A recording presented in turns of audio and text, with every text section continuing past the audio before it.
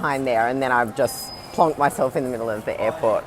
And I have an entire audience right now staring at me. How cool is that? Famous! Ah! So I wanted to do a live stream about deconstructing in order to be able to rebuild. And I was just sitting here thinking about this really cool analogy. Hey guys, yes, at least I haven't missed my flight. You know, that may or may not have been an issue in the past, 13 missed flights later. So I wanted to do this really cool analogy for you. Good morning everyone that's coming on. This really cool analogy, I want you to think about when you build a house. Now, I want you to think of yourself as that house, right? So from the minute that you were born, even prior to when you were born, you've been building this house that you now live in, right? So you're building this house that you now live in, and it's got all these constructs.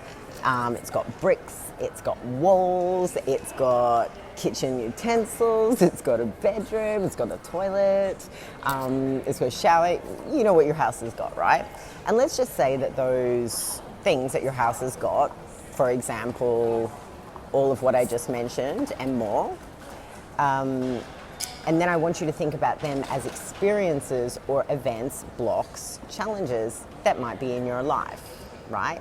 Or ways that you have built your life to be and how you're currently operating and running that now, right? So think about from when you were born up until now, you have been building the house that you live in, AKA your body, right? You've been living in your body, and now you live in this house that looks the way it's been built.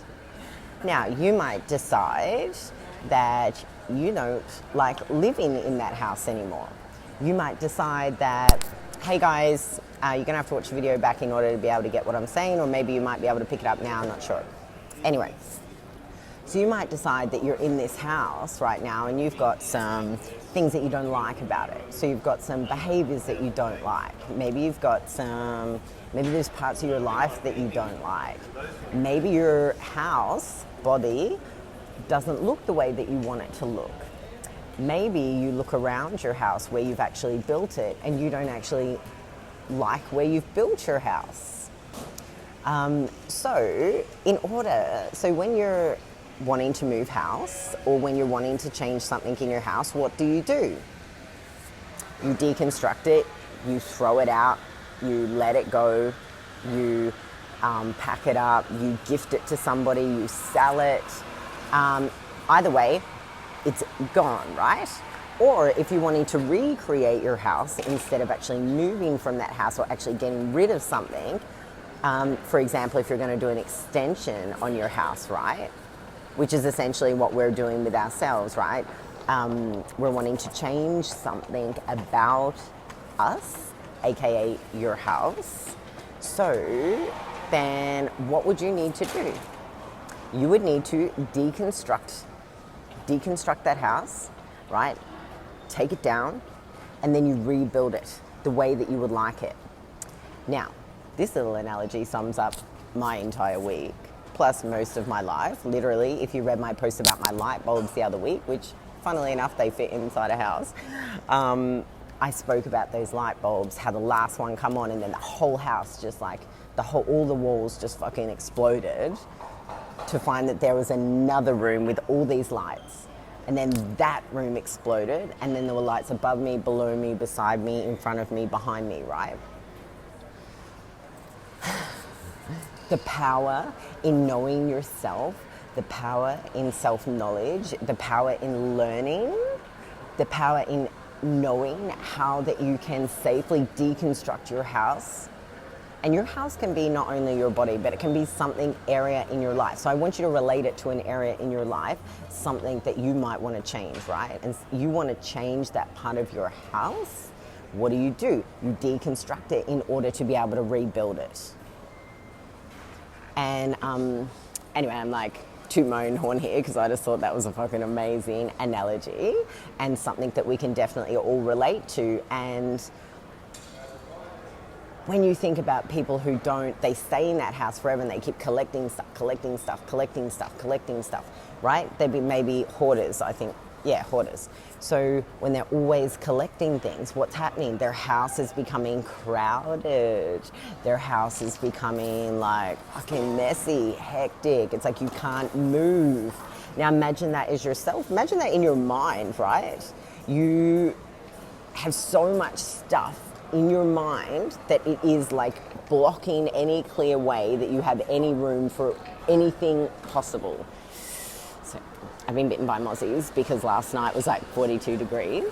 So think about your mind, or think about your body. Think about eating, right? Oh, there's so many ways that I can explain this. This is like just so cool. So think about eating. If you're always continuously overeating, if you're always eating, you have no room left for anything else, right? So you feel full, stuffed, overwhelmed, crowded, literally full of shit waiting to come out. Oh, this is so much fun right now. I hope you guys are having as much fun as I am with all of this stuff. So there are plenty of analogies. I could sit here all day and go on about the analogies. I think you guys are getting what I'm putting down. You know, you're catching what I'm throwing, chewing what I'm spitting. It's something to think about. It's something really for you to have a think about. Do you like the house that you live in? Do you like where you've built your house? Or do you like how you've built it? And I just want to leave you on a couple of notes in terms of like examples, right? Do you like your body? Do you like the house that you live in? Do you like your relationship with your partner, your friends, your family? Do you like how you show up in life? Do you like the person that you are that when you go to work? Do you like the person that you are to yourself? Do you like the person that you are in general? Do you like the person who you are to strangers? What do you like and what don't you like? And I want you to know, because I've just spent a week doing this, and people don't know that you can do this. People don't know that literally you have a choice to deconstruct and rebuild, right? And you've got to think about reasons why people don't do this, right? Because it's going to be hard, or shit's going to pop up. Well, hello, like how hard is it to get some of the stuff in your house, right? You've had it for ages. Even clothing, when you think about how long you've been holding on to clothing, because one day you might fit into it, or maybe you really like it and you don't want to throw it out. I was definitely guilty of that in the past. Right, we hold on to things. Why? Sometimes it's really hard to let that stuff go, right? So it's about being in a safe space for yourself where you can get honest with you, where you can be true to you and get real about what it is that you are actually holding on to that you really don't need anymore, that really is not serving you, and simply you might just not like it. And that's totally cool, because then you have the power and choice to be able to change it. And I'm feeling very equipped with my ninja skills. I thought I was the bomb at what I do before I came here. I have incredible transformations. My clients just they shift incredible, phenomenal stuff. And I thought the tools that I had were epic, which they are epic, right? And then I just learned how much more epic they can be on an epic level of epicness that I'm not sure is as epic as what I thought it could be, but it's more than that. And it's crazy amazing. So I'm so excited to come back to Melbourne, and I am so grateful that my plane was late, because it meant that I was able to do this live stream for you, which is what I really wanted to do anyway. So thank you. Oh, the power of self. So I'll be back in Melbourne. I actually have a couple of spots open up until Christmas to be able to take a couple of you through this process and explain it to you a little bit more, and how that can be beneficial for you if that's something that's interesting, if you're interested in if that's something you're interested in, I would love to chat to you further.